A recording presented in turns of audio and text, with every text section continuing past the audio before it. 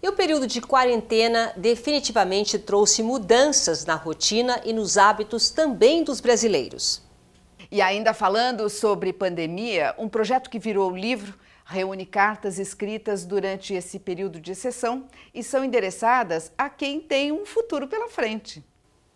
Cartas para o Futuro é um trabalho organizado pela psicanalista Aline Heck Padilha Abrantes.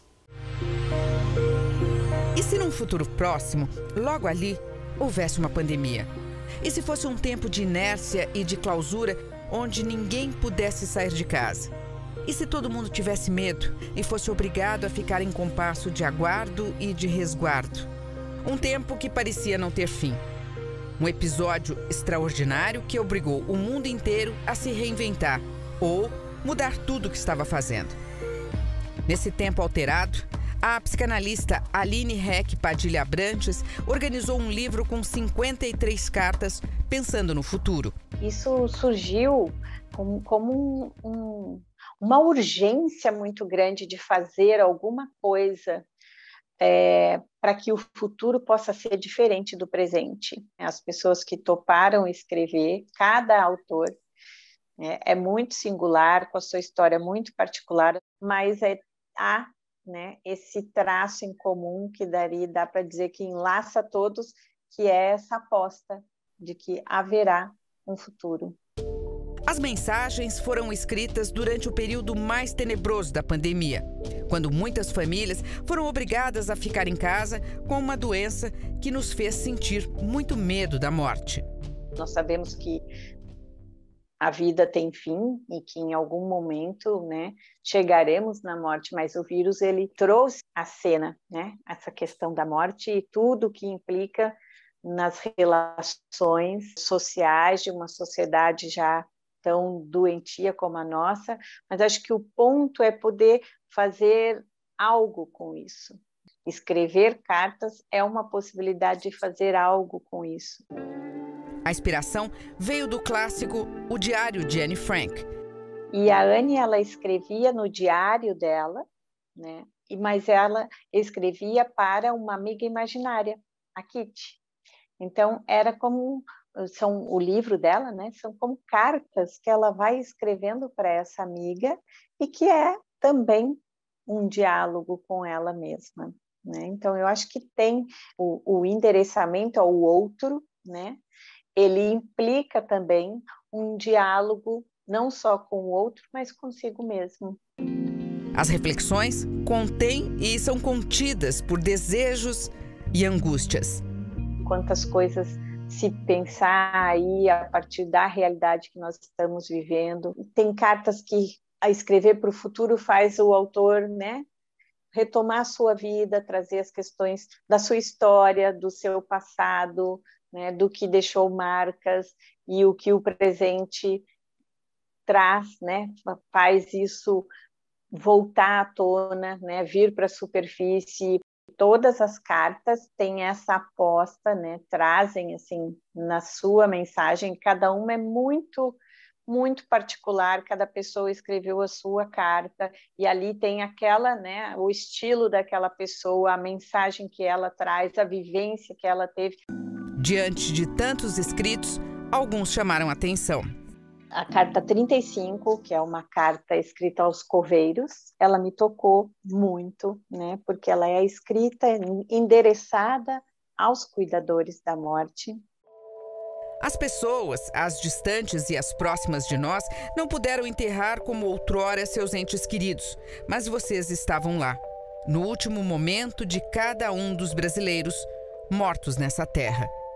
São vocês que estão lá, no último momento de cada brasileiro.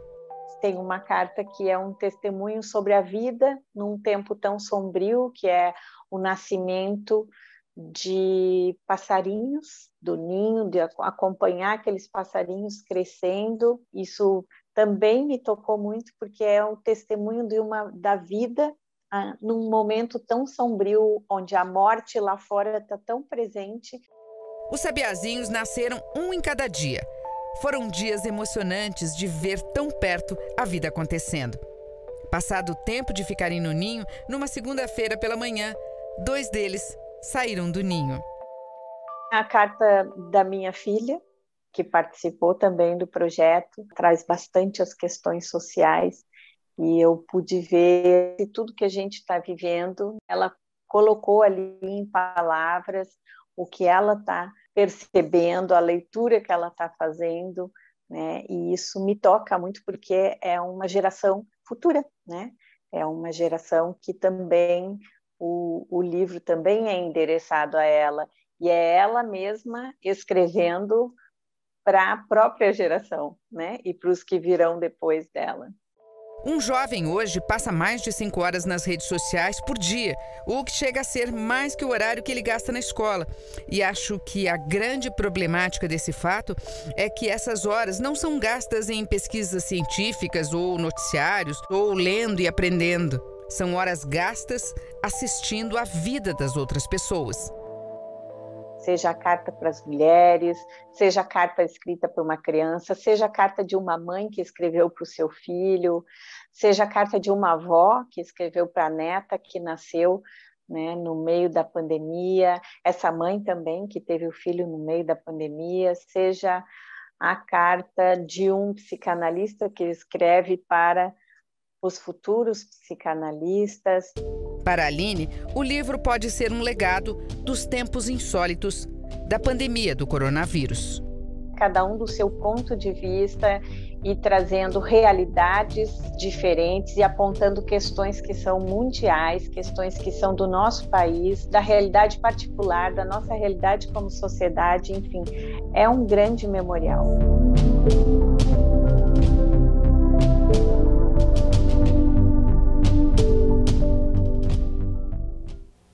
Ô Silvia, e se você pudesse deixar uma mensagem sobre esse nosso período, que já nem sabemos mais como chamar, mas é um período muito difícil, o que você diria para as gerações futuras?